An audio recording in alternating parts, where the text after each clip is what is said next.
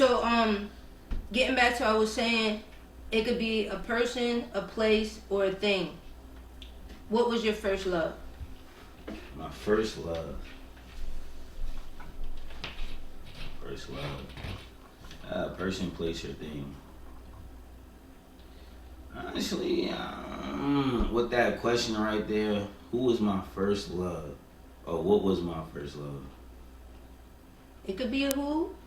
It could be a what. That question right there is kind of like a hard one because it's like you really got to take a step back and really think about that shit. Like, excuse me. You could go back to it if you want.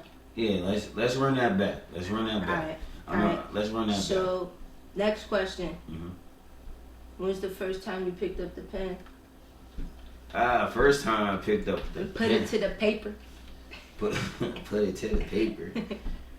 Yo, I ain't gonna lie. The first time I really started writing,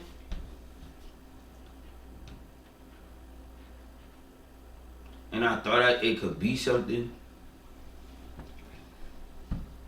It's like, I think 2014. I think it was like 2014 type shit.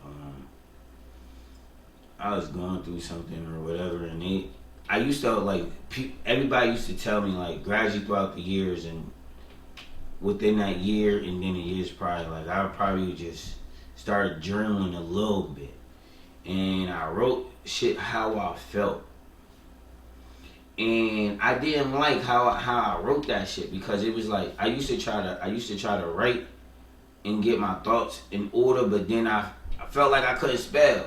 So, you know, like when you feel like, you know what I mean, you look at your shit like, and I got the tendency to overthink in my head and think I put the shit on the paper.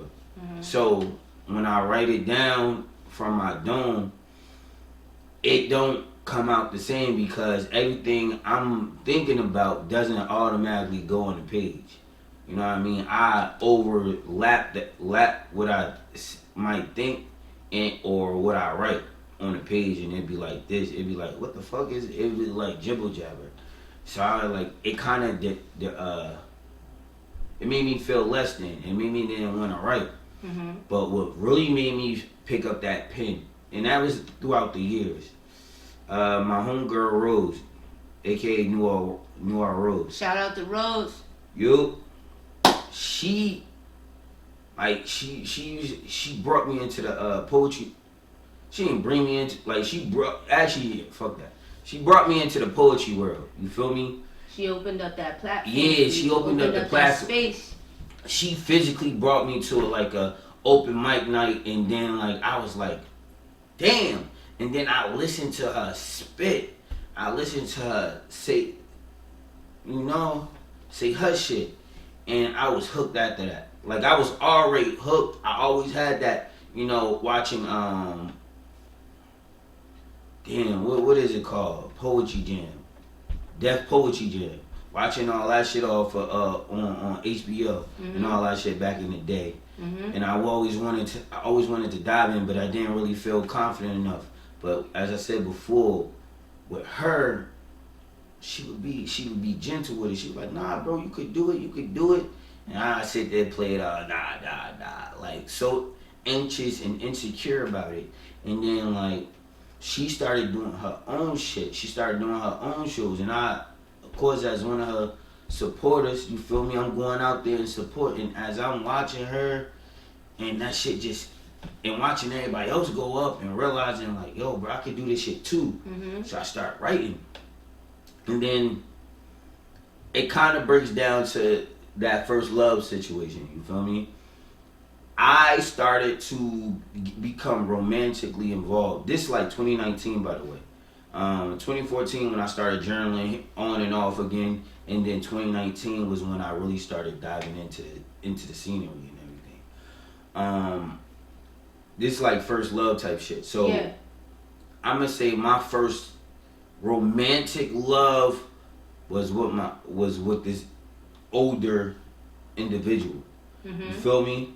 And that sparked just the way that person made me feel and all that shit amplified how I wanted to write too. Yeah. How I wanted to come off the page. And of course, a lot of it, not only, that was with the first love situation. Yeah. But also healing traumas and shit. And starting to go into depths of certain topics I wanted to talk about. Like my mom's, my upbringing with my, like, as I told y'all before, like my upbringing was tough. It was, but you know what I mean? It was wonky too.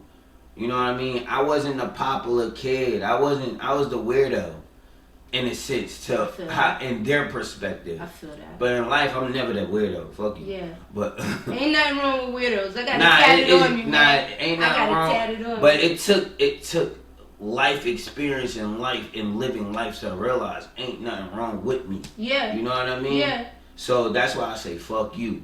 You feel me? Like I'ma be me regardless. Yeah.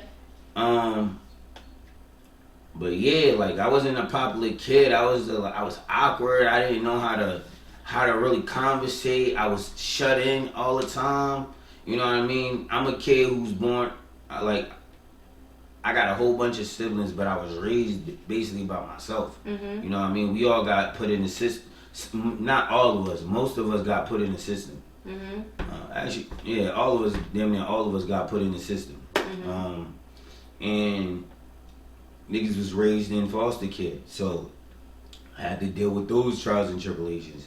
But the one thing I could always say is I always was with my family. Yeah. You know what I mean? So back to that, watching the Rose write, because she also showed me, because she used to do open mics. Then we used to chill in the crib and we'd do ciphers, and I'm like, oh shit. And it started small. It started with that little step of confidence, like I be in there just spitting with her, and I'm like, oh shit, that's tough. Oh. Yeah. You know what I mean? And I'm like slowly building that inner confidence and all that bullshit that was put on me. I'm slowly cutting it away and being like, nah, nigga, I could do it too. Yeah. And then gradually, as I started writing, and I said, fuck it, I'm gonna say what I'm gonna say. And it was more so a testament for myself. Like I went from writing in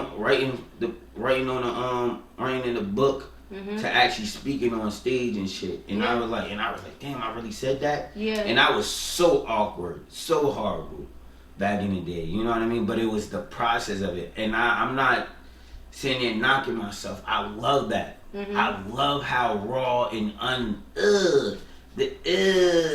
because I could look back at it and look at how much I progressed. So I'm never talking down on it. I'm enjoying that. I'm like, that's part of it. That's part of the grit that niggas don't get. Like bro, like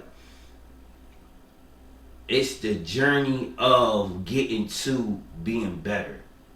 Niggas don't, like, you know, it's the first time you jump off the porch type of feel. Like, I just did it. Yeah. And you thought you couldn't, and now you did it. Like, oh shit, I'm out. And that's another bowl to growing up in Newark, because a lot of that, like as I said before, I'm an individual who stayed in the house. But when a nigga was outside, like you know what I mean? That energy there, like, what's up? Like But a lot of niggas made me feel like I was too much, and they couldn't really embrace how I was really coming, and I was shunned in a lot of ways. So I stunned myself a lot of the times. Every time I go back home, I feel like I'm stunning.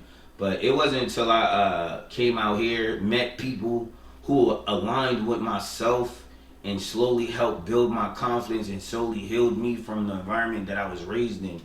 And made me realize, like, nah, nigga, I'm with the shits. I'm one of the greats, too. You know what I mean? I could talk my shit. I could back it up. I could do any and everything that I want to do. And that's the reason why that's one of the reasons why I call myself R&B. Because Reese Barnes, I always wanted to be a writer. And that's what I'm doing. I'm writing. This is my pen name. You feel me? When I look back throughout the years, I'm like, yo, I told stories. So, you feel me? And I love R&B. I love R&B music. I love the way it takes me from one space to another. It porters me into the world of, like,